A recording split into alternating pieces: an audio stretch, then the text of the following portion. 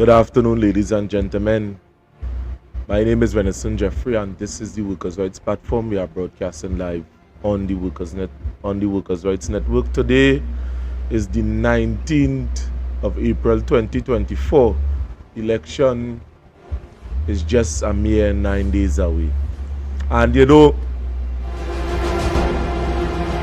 many of the young people outside there have been calling me, especially from my area, and asking me what I think about this election coming here 2025 on April 28th. And it's simply this: the people of Trinidad and Tobago. I would have reached a point that, and seen for myself, that the people is not ready for change. If you are in these areas and then you're seeing people saying one thing, but yet still something else is being acted out in person and on the ground. You are seeing people 9 years now saying they're complaining about the PNM, and you are seeing many of them filling these campaign trails with them. And some people call me frightened. Some of you outside there could be a testament to the fact that there are people that is worried. So I would have heard it once said by a particular individual that election in Trinidad and Tobago is real different, because a lot of people doesn't come out and vote. We have a population of 1.5, 1.4, a matter of fact, it may be more, but yet still, in the 2020 general election in Trinidad and Tobago, 658,297 valid voters cast their vote out of 1,134,135 people. That would have made a voter that would have, after calculating it, it was a 48.04% voter turnout in Trinidad and Tobago. Some of the ballots was a matter of fact, some of the ballots was invalid, 1,785. What is our problem here in Trinidad and Tobago? Now, a gentleman, a next content creator as myself, would have break down these statistics very specifically for people to understand what we are up against here in Trinidad and what really is going to change. Every election in Trinidad and Tobago comes with big promises, but after vote are counted, the people are left with the same old struggle: corruption, crime, high costs of living, and poor governance continue to plague our nation. In this video, we break down why real changes seems impossible and how citizens are continuously deceived by the political elites. It's time to open your eyes and demand accountability. The system is rigged for the powerful and not for the people. Now, as you would have seen in this country, many of the people who really benefit from this political system is the politicians. Crime, people hiding from the windows, hiding behind burglar proof within their houses. And when we watch international politics, what really is going to change? And I tell you this, the people of Trinidad and Tobago, unless We voting someone fresh, a fresh party, a fresh face, something that is fresh. Trinidad and Tobago is doomed forever unless we do something like that. I know many of you are traditional voters, or you vote for whoever you like. And at the end of the day, for 60 years now, yes, there were certain changes, but it was never as to what we have expected. There were certain government that would have done phenomenal things, and there are certain government remain stagnant. The people loses every single time. And at the end of the day, where next? Where are we going?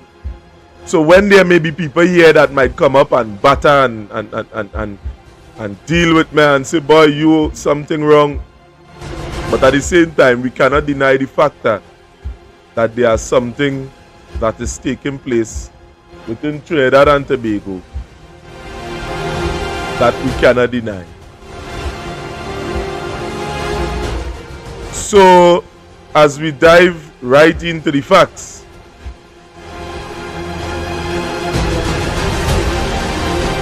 right, I had to clear up some things here. Right, as we dive right into the facts, let me go into my editorial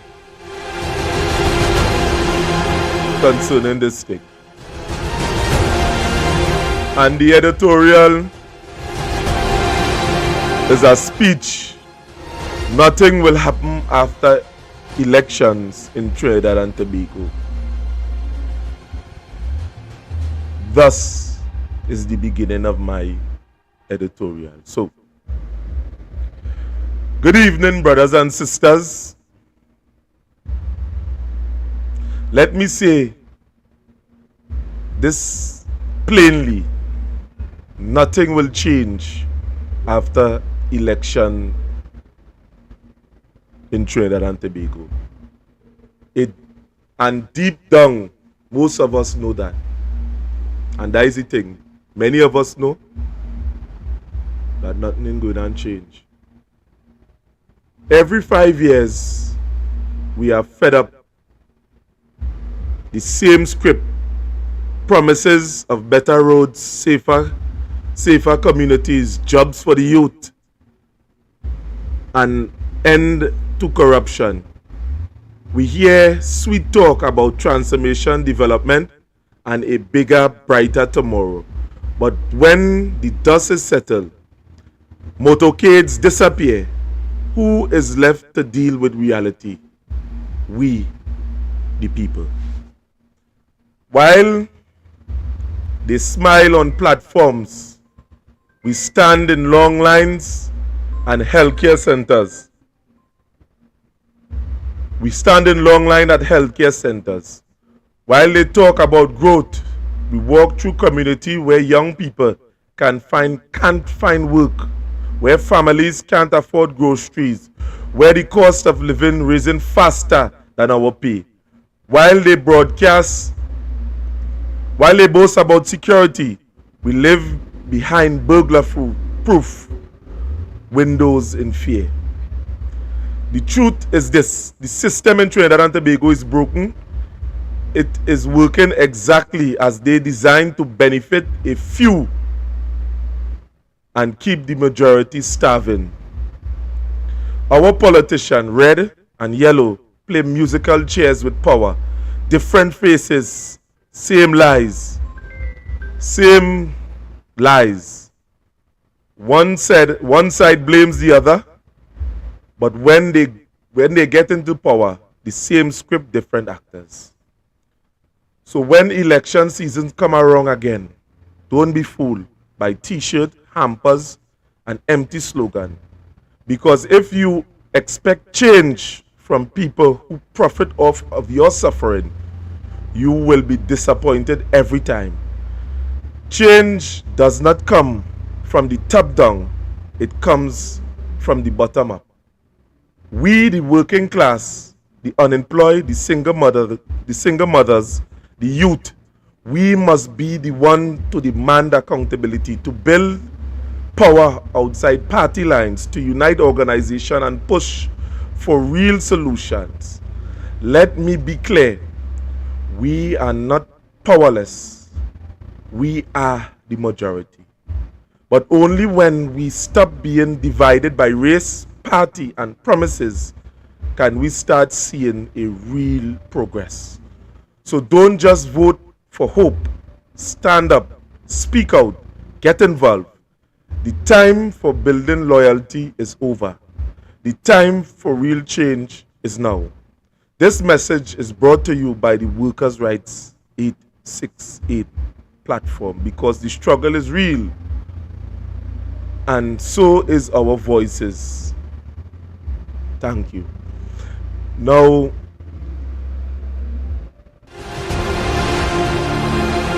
what I will go on to at this point in time,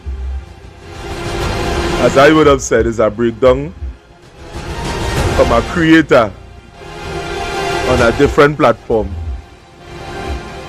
that would have break down this thing precisely and would have been talking about what is taking place here. So stay tuned.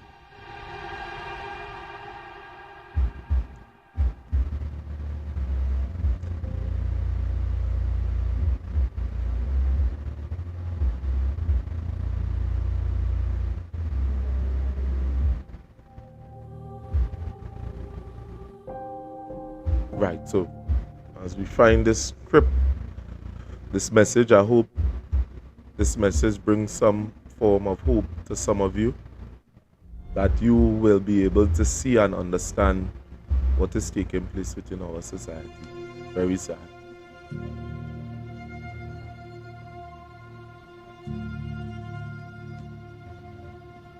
Right, so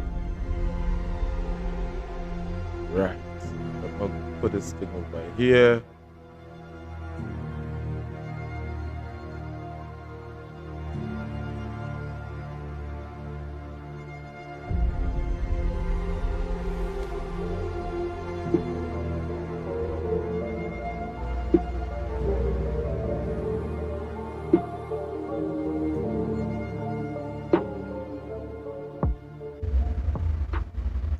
What's good, everyone? Welcome to Trinidad Empowerment Network. So today I'm going to cut the nonsense and get straight to the point. It doesn't matter who wins the upcoming general election in Trinidad and Tobago. Irregardless of who wins, I don't anticipate any real change coming, sadly. Not under this current system, not with these same recycled faces.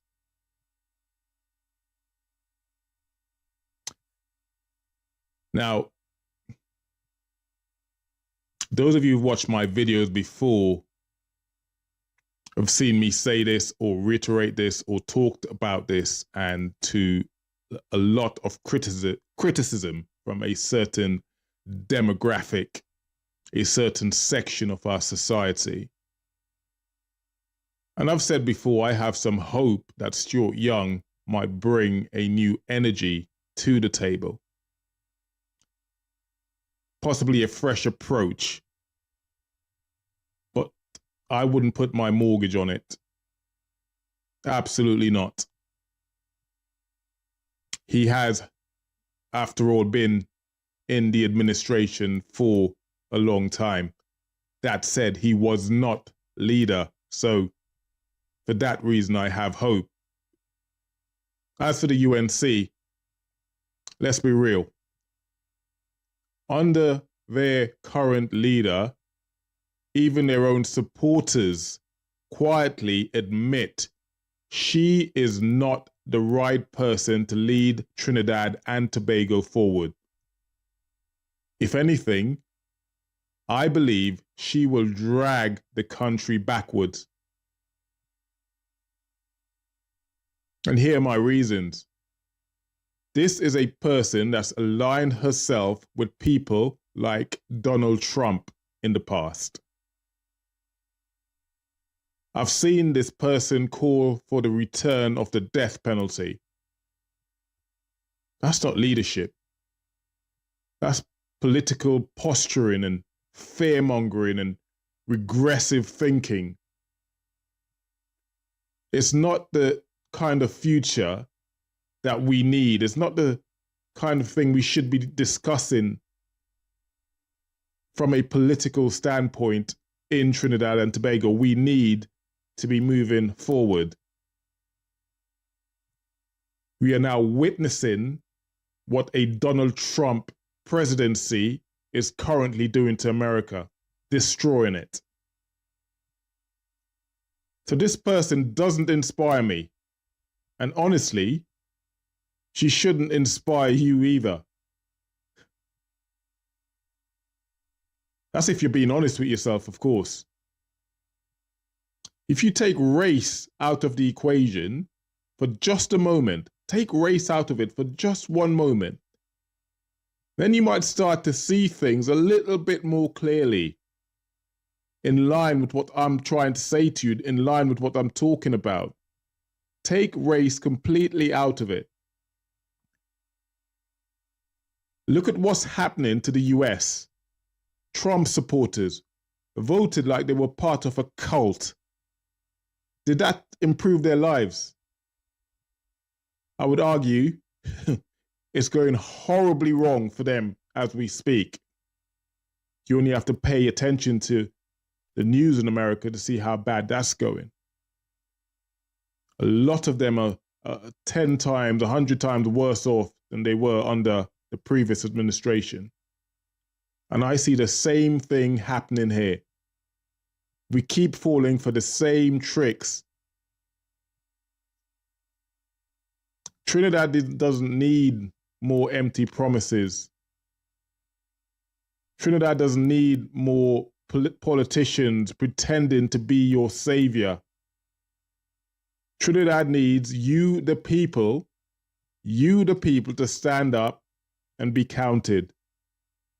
That's where the real change, that's where real change begins. So you've heard me say this over and over again. We need to wake up. We really need to wake up. It's time to stop fighting amongst ourselves. That's the elephant in the room. Indian versus black. We have to stop fighting amongst ourselves over race and party politics. They've used that to divide, to control you over and over again. It's been used to divide and control you over and over again, to distract you, to keep you from seeing that most politicians on both sides are playing you for fools. So, my proposal to you is, if you want a better future, if you want a better future for Trinidad, if you are genuine about wanting a better future for Trinidad, we need to build it ourselves. We need to mobilize, we need to organize, we need to demand better, not just during elections, every single day. We need to demand better. This is not, for me, this is about Trinidad and Tobago. This is about us. This is about us. And if the politicians are not in line with us,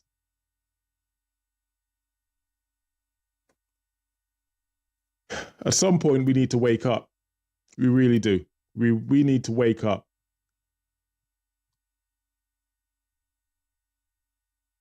I say this, right? If we, for once, decided to take race out of the equation for just a moment, take race out of the equation for just one moment, maybe, just maybe, you might start to see things a little bit more clearly. Just a little bit. Just take it out of the equation. Now, don't get me wrong.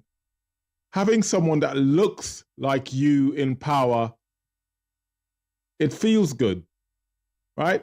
I remember when Obama won the US election, You had black people in America everywhere. They felt inspired naturally. They felt inspired by this man. There's a black leader for the first time. He was of mixed heritage, of course, but he was a black leader for the first time in America. And that inspires you. There was hope, pride, like finally, one of us made it. And I get that. I understand that. That's human nature. We feel connected to people who look like us, who share our background, who come from the same place, our struggles. It kind of gives us a sense of I don't know, it gives us a sense of representation, a feeling that they might understand us a little bit better than the next man, than the next woman, than the next person of a different heritage, of a different race, of a different culture. But today I want to ask you this question and think about it. What did Obama actually do for black people in America? Think about it. What real measurable change came from all the hype? You could easily argue, not very much. Not very much. No major reform, no bold moves, just another leader who played the game and left the system intact.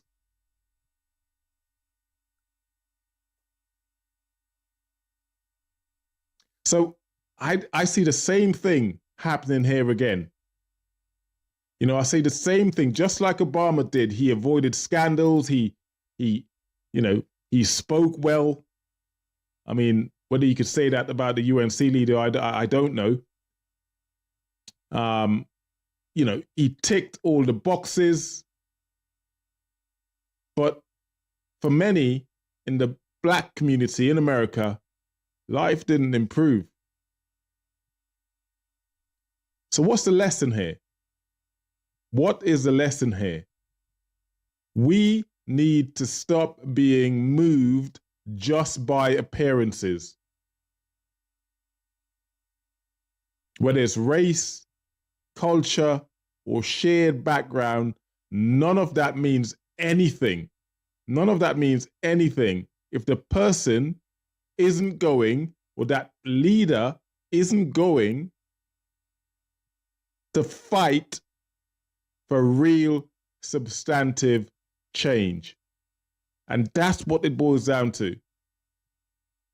Someone that's going to fight for you and bring the change that we are so desperate for. We have been doing the same thing repeatedly whilst expecting a different result. I want leadership that works for the people, all the people, regardless of color, party affiliation or background. And let's be honest, Stuart Young isn't black. But that alone shouldn't matter. What matters is, what will he do? What is he going to do for you, the electorate, the people of Trinidad and Tobago? This is why we, the people, we have to start demanding more from our politicians. And I know these sound like big buzzwords, how do we do it? But we need to start demanding more. We need to start holding them accountable. We need to start mobilizing around issues, not personalities, not race, not nostalgia, real action, real results. We need to wake up. Stop voting based on race. Trinidad and Tobago. And with that,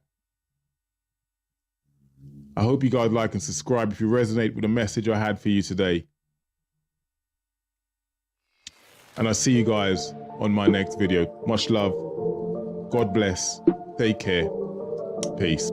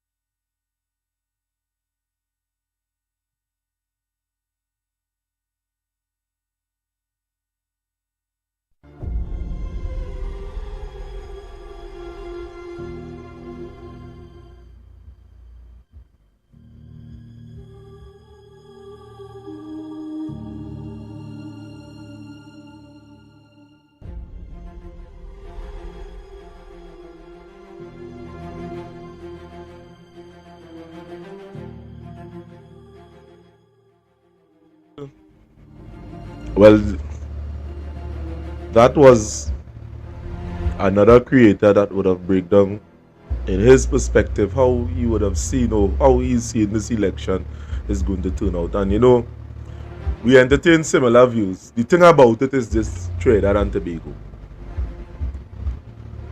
Now is the seasons of promises.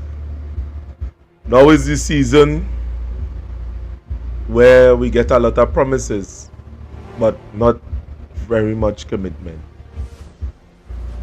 And Trinidad and Tobago, we must reach to a point that we must become wary of these politicians. Now, I'm keeping the stock neutral because on both sides of the fence, both sides, PNM, UNC, there are good people there too as well. But in the party, nobody is perfect. There are people with terrible characters on both sides of the fence. Who lost or who really gained before and after election? There was a time we was met with very high gas price. Who benefit? Crime. Who benefit from crime? Who? And when we come close, or when we become truthful to ourselves, in real and in essence,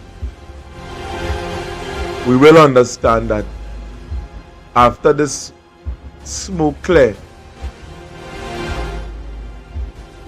we are the ones that is going to suffer. So I implore you, the people, the citizens of Trinidad and Tobago, think.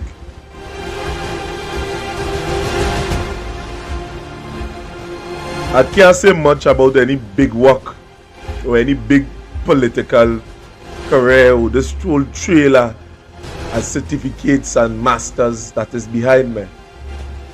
But I understand the people within my area. I understand Library. I understand the smallest man within my area. I understand what it takes to get the people out of the position that they are in. And I am going up under the APP banner with, as you would have known, I am the representative for Library. As a young gentleman, I only in my 30s. Yeah, in my 30s.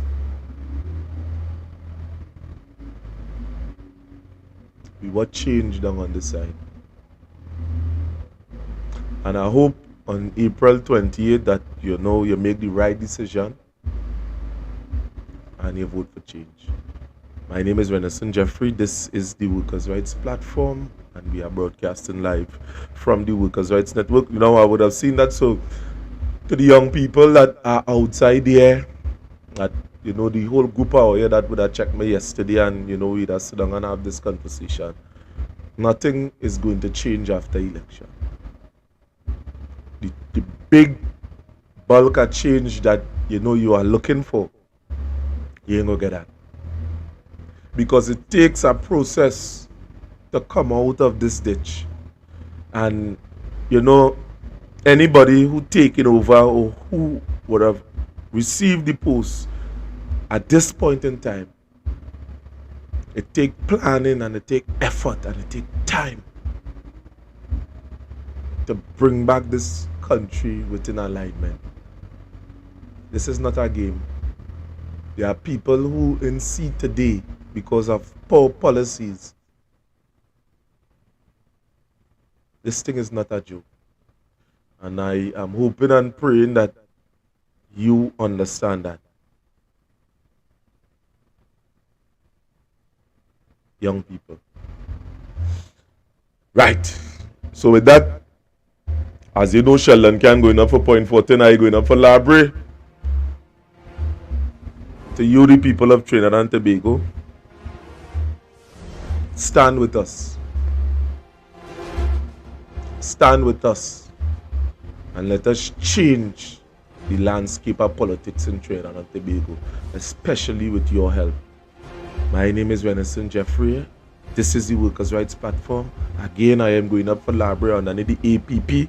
You're going to see those flyers and things outside there. There's a crew of people that passing around and sticking it up. Yes, we had this big election machinery like the PNM, neither the UNC. We don't have an election machinery in place. But what we have is heart and sincerity. That is what we have, and we are hoping and praying that the propaganda that is being spewed on the airways in this country don't take hold of your heart, because in the Bible would have talked about the seed that would have fall on stone and the birds of the air grab it up, and some would have fallen on fertile ground. I wish that all the seeds that have been planted over the years fall on fertile ground, that you're able to see and understand what is taking place within your society, what is taking place here within like the Library area, and we are hoping that you stand with us. My name is Renison Jeffrey. This is the Workers' Rights Platform, and I am out. I'm out. Thanks for being there.